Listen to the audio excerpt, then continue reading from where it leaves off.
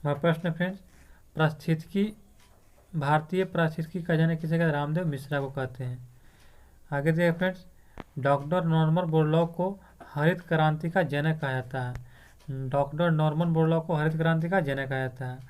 Doctor MS. Swaminathan को भारतीय हरित क्रांति का जनक कहते हैं। विश्व में बोलेगा फ्रेंड्स तो नॉर्मन बोरलॉग होगा हरित क्रांति।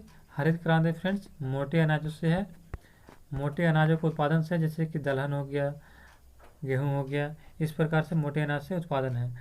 आगे देखिए फ्रेंड्स, डॉक्टर वर्गिन कुरियन को श्वेत क्रांति का जनक कहते हैं।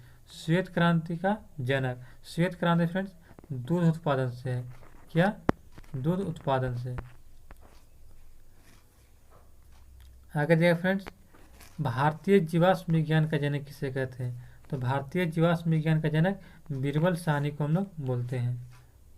आगे देखिए फ्रेंड्स, टीकाकरण के जनक कौन है? तो टीकाकरण के जनक एडवर्ड जेनर हैं। Edward Jenner. आगे देखिए, मेंडल ने जो थे अनुवांशिकी विज्ञान का जनक आया था। ग्रेगर मेंडल जो है उन्हें क्या कहा था? अनुवांशिकी विज्ञान का जनक। चलिए, ग्रेगर मेंडल को।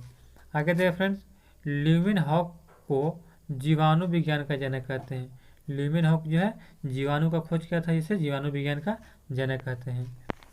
आगे देखिए फ्रेंड्स, हरित क्रांति का प्रतिपादक कौन है? तो हरित क्रांति का प्रतिपादक बोलेगा फ्रेंड्स तो विलियम गॉड है। और हरित क्रांति के जनक कौन है? तो इसका हो जाएगा नॉर्मन बोरलॉग।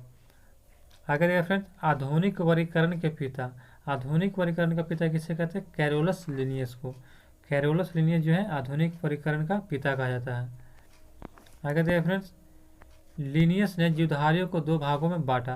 पहला फ्रेंड्स पादप जगह जिसे प्लांट किंगडम कहते हैं, और दूसरा फ्रेंड्स क्या है?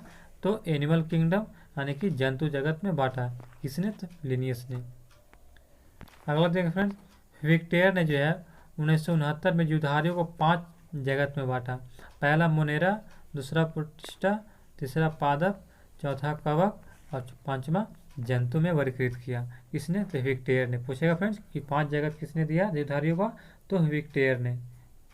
चलिए, हमारा अगला प्रश्न फ्रेंड, मोनेरा के उदाहरण। तो मोनेरा में उदाहरण फ्रेंड्स जीवाणु आते हैं, साइनोबैक्टीरिया, आर्कियोबैक्टीरिया तथा तंतु में जीवाणु आते हैं।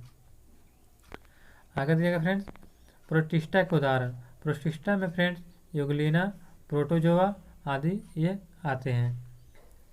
आगे देखिए फ्रेंड्स, जीव विज्ञान के अंतर्गत जीव जंतु व पेड़ पौधों का अध्ययन कहलाता है। जीव विज्ञान फ्रेंड्स किसके अध्ययन कहते हैं? तो जीव जंतु एवं पेड़ पौधों का अध्ययन किया जाता है। अगला फ्रेंड्स, जीव विज्ञान शब्द का प्रयोग सर्वप्रथम 1801 में किसने किया था? तो लैमार्क ने किया था।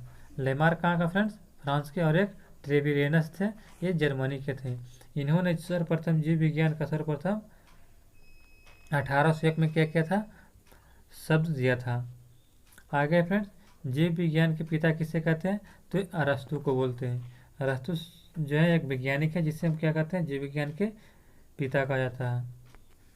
आगे देखिए फ्रेंड्स, वनस्पति विज्ञान का जनक किसे कहते हैं? तो थियोफ्रेटस एक वैज्ञानिक है फ्रेंड्स जिसे क्या कहते हैं? वनस्पति विज्ञान का जनक कहा जाता है। अगला देखिए फ्रेंड्स, जीव जंतु और वातावरण के बीच अध्ययन को क्या कहलाता है? तो जीव जंतु और वातावरण के बीच के अध्ययन को इकोलॉजी कहते हैं। इकोलॉजी में जीव जंतु और वातावरण के बीच का अध्ययन किया जाता है। अगला देखिए फ्रेंड्स, यूग्लिना को पादप एवं जंतु के बीच की कड़ी माना जाता है। यूग्लिना जो है फ्रेंड्स ये पादप और जंतु के बीच की कड़ी माना जाता है। पादप के उदाहरण। तो पादप में फ्रेंड्स शैवाल आते हैं, मॉस आते हैं, पुष्पीय तथा पुष्पीय बीज पौधे आते हैं। अगला देखिए फ्रेंड्स, कि कवक की कोशिका भित्ति किसकी बनी होती है? तो कवक की फ्रेंड्स कोशिका भित्ति जो है काइटिन की बनी होती है। किसकी बनी होती है? तो काइटिन की। अगला दिया गया फ्रेंड्स, जंतु के उदाहरण। तो जंतु में फ्रेंड्स कौन कौन आ जाते हैं? तो जंतु में फ्रेंड्स जो है हाइड्रा, जेलीफिश, कृमि, सितारा मछली, सरीसृप, उभयचर और स्तनधारी जीव आते हैं, जंतु के उदाहरण हैं। चलिए फ्रेंड्स, आगे दिया गया है, कैरोलस लिनियस ने जो है 1753 में जीवों को द्विनाम पद्धति का प्रचलन किया था। द्विनाम पद्धति का प्रचलन किसने किया था? तो कैरोलस लिनियस ने किया था। आगे देखें फ्रेंड, द्विनाम पद्धति के अनुसार पहला शब्द वंश का नाम यानी कि जेनेटिक्स नेम तथा दूसरा शब्द जाति का नाम यानी कि स्पेसिफिक्स नेम कहलाता है। अगला देखिए फ्रेंड्स, नवजात शिशु का अध्ययन क्या कहलाता है? जो फ्रेंड नवजात शिशु होते हैं उसको क्या कहते हैं? तो नेनेटोलॉजी कहा जाता है। आगे देखिए फ्रेंड्स कि बुढ़ापे का अध्ययन, तो बुढ़ापे का अध्ययन फ्रेंड्स जेनेटोलॉजी में करते हैं, जेनेटोलॉजी। आगे देखिए फ्रेंड्स, पक्षियों का अध्ययन क्या कहलाता है? जिसमें फ्रेंड्स पक्षियों का अध्ययन करते हैं उसे हम ऑर्निथोलॉजी कहा जाते हैं। आगे देखिए फ्रेंड्स, अंडों का अध्ययन, तो अंडों का अध्ययन में ओलेगी में करते हैं।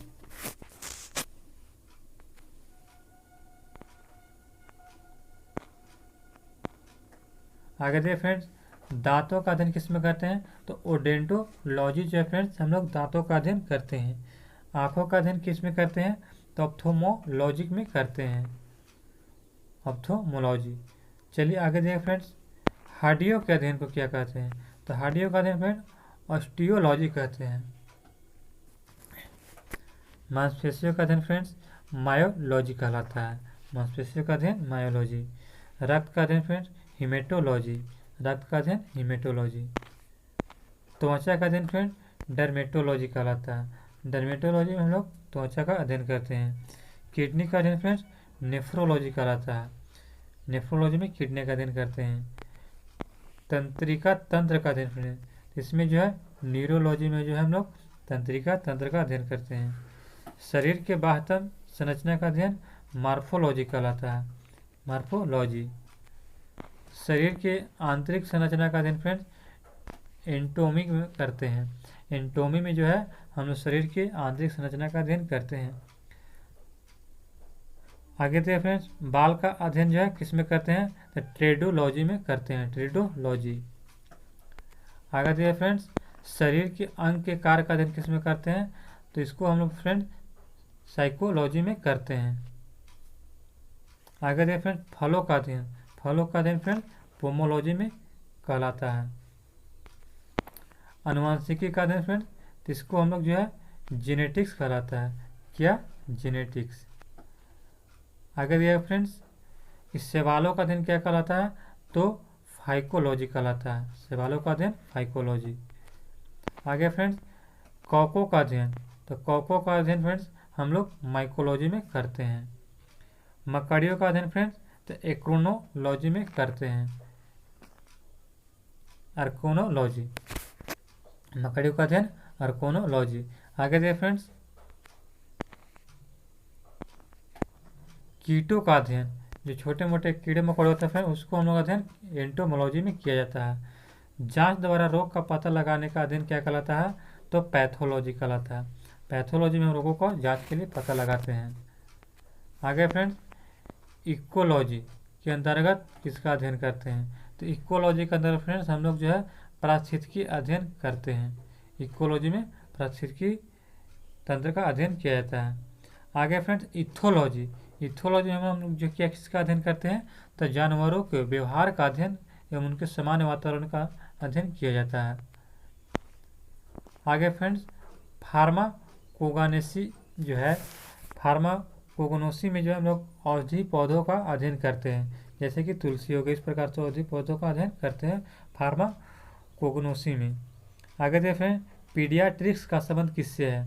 तो पीडियाट्रिक का संबंध फ्रेंड्स बच्चों के रोगों से संबंध है, बच्चों के जो रोग होते हैं पीडियाट्रिक्स में अध्ययन किया जाता है। आगे देखें फ्रेंड, एक्सोबायोलॉजी में किसका अध्ययन करते हैं? तो एक्सोबायोलॉजी में फ्रेंड्स ग्रहों एवं जीवों का अध्ययन किया जाता है, ग्रहों के जीवो जो होते हैं ग्रहों पर उनके अध्ययन किया जाता है। पेडोजेनिसिस में जो है हम लोग अंतर्गत मृद निर्माण का अध्ययन करते हैं। आगे देखिए फ्रेंड्स, उंगलियों की छाप से व्यक्तियों की पहचानने का विज्ञान क्या कहलाता है? तो डेक्टिलोग्राफी, उंगलियों की छाप से व्यक्तियों को पहचानने का विज्ञान क्या कहलाता है? तो डेक्टिलोग्राफी कहलाता है। एस्ट्रोलॉजी किस में करते हैं अध्ययन, तो घासों का अध्ययन करते हैं। एग्रोस्ट्रोलॉजी में घासों का अध्ययन किया जाता है। आगे देखिए फ्रेंड्स, पालन पोषण द्वारा मानव जाति के उन्नति का अध्ययन तो किस में करते हैं, यूथेनिक्स में करते हैं, यूथेनिक्स। आगे देखिए फ्रेंड्स, कोशिका में जीन, आरएनए एवं प्रोटीन श्रृंखला में परिवर्तन करके मानव जाति की उन्नति का अध्ययन यूफेनिक्स कहलाता है। क्या कहलाता है, यूफेनिक्स। आगे फ्रेंड्स, जीव द्रव का 99% भार है।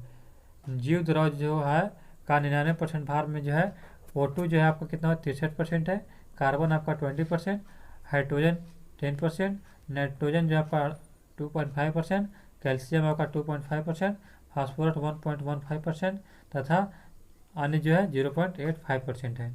इन तत्वों से मिलकर क्या बना है, जीव द्रव का निर्माण हुआ है।